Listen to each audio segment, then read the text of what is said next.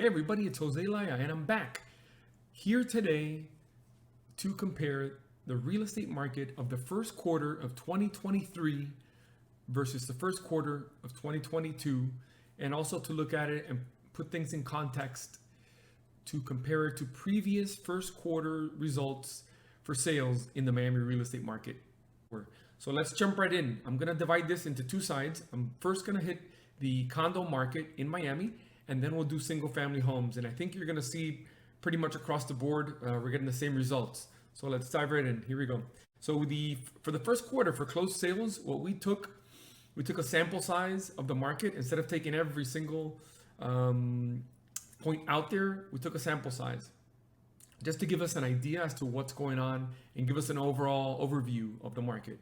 So we took a condo in downtown Miami, which is 900 Biscayne, which you'll see here. We took a condo in Brickell, which is Jade Brickell, and then we took a condo in South of 5th in Miami Beach at 400 Alton Road, which is Murano Grande, which is a condo that we've been doing business in and following for many years. I was actually there earlier today. So let's dive right in quickly. Look at 2023. I mean, if you'll see something that jumps out to you on the screen right away, if you just look at the bottom line which I actually put below and outside of the graph, I put 2022 versus 2023. Let's jump right into that right away. If you look across the board from right to left or left to right, you'll see a lot of red arrows, but then you'll see some green arrows.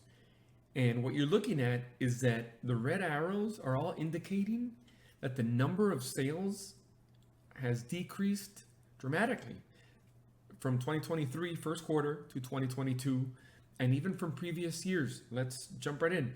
Look at 900 Biscayne. In 2023, this year, the first quarter, they had 8 sales.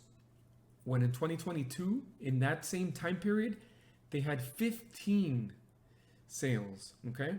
That's down about 47%. Let's jump over to Jade Brickell. Jade Brickell in 2022 had 12 sales the first quarter. First quarter of this year, 4. That's a decrease of 67% year over year, okay? And you look at 400 Alton Road, that one only decreased slightly from 7 to 6. But the theme is, and this is an indication of the market in general here, is that the number of sales has decreased dramatically, but prices are actually sticking. Look across the board. Prices were up here, 19%, 29%, and then the last one at Murano Grande was about 1%. The prices are sticking, and I'll tell you why. We're still not seeing inventory levels where we need to see them. As a matter of fact, today I was in Murano Grande in 400 Alton Road, and I was speaking with one of my clients, and he asked me about the market. And I said, honestly, we're not there yet. I said, to put it in context, a normal market has roughly around, normally would have 10% of inventory. So example, in Murano Grande, there's 265 units, okay? So a normal market, you would have somewhere around 26 apartments for sale at one time. Today, in May of 2023, there's only 9 apartments for sale, 9. So if a normal market is around 10%, which is about, let's say 26 apartments, which would be here, and today there's only 9, that's why prices are sticking. And that's why the number of sales is also down. In our next graph, I'm going to show you single family homes in different areas of Miami that point to the same data, where the number of sales has decreased dramatically, but prices have either increased slightly or they're sticking, they're holding. And it seems to be that this is going to stick around for a while until we have that level of inventory where, apartments or houses that come on the market are more than the demand. Because right now there's so much demand and so little supply. That's why you're seeing prices sticking. So let's look at the next graph that'll show us single family houses. Okay, so for single family houses, we took 3 segments of the Miami market just to make it easier on us and on you.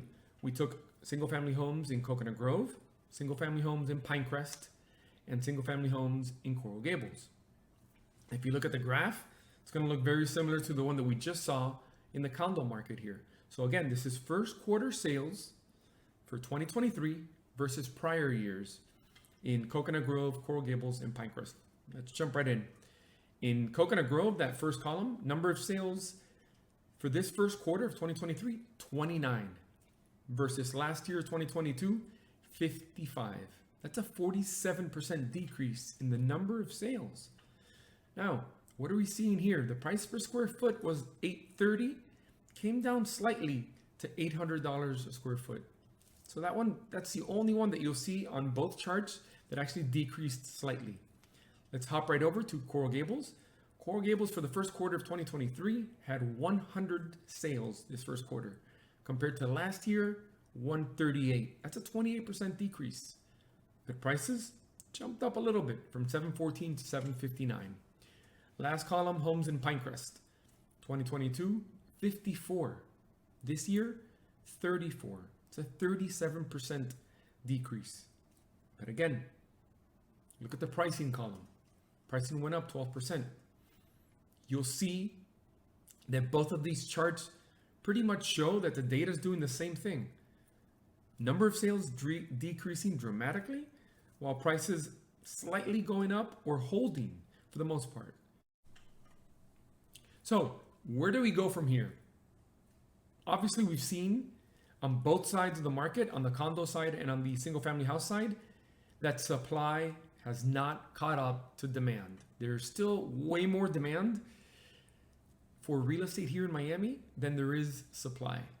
We still are not certain what's gonna move that needle on the supply side. We do understand there's quite a few factors at play. There's people who locked in at really low interest rates, anywhere around 3%, and they may not want to sell and cash out. And now they're going to be in a 6 to 7% interest rate environment. That's one segment of the market, which is why we're not seeing that supply come online yet. And at the same time, some people may be priced out of the market if they go to cash out now. So yeah, they'll cash out from one end, but they become buyers right away. And they may be cashed out of that because interest rates shot up. So we do know that's affecting the supply side. We're not certain what's going to tip the scale on that. Obviously, a big move in interest rates on the downward side will probably move that, but we haven't seen that yet, and we don't foresee that happening anytime soon.